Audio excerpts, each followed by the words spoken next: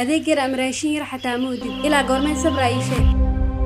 haye kabtan maanta waa soo dheeraatay xanuun saayida ayaa dareentan filay saxaabta ninkan waa fahad wuxuuna diiday inuu annaga naga mid noqdo aniga wax kastoo aan sameeyey waan waayay shaqo.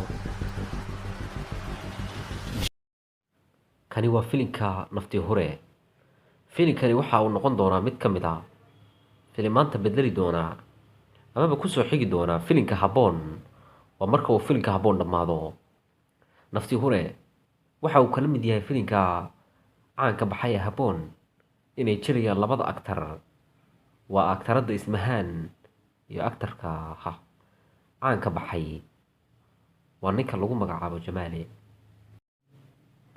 filinkani waxa uu ku saabsan yahay aktarka jamaal oo la daaladhacaya nolosha maalinlaha ah ee qoyskiisa.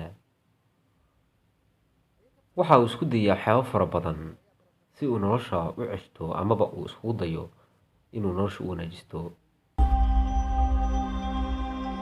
balse xaaskiisa ayaa aada u dhibeysa.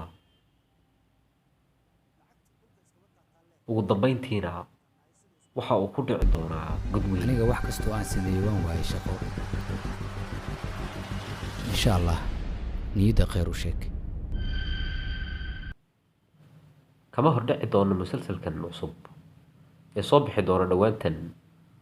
saaxiibayaal, falanqaynta musalsalkan marka uu soo baxo iyo xogihii ugu dambeeyay la xiriira filinka habboon iyo musalsalada kale ee soomaalida halkan ayaad kala socon kartaan.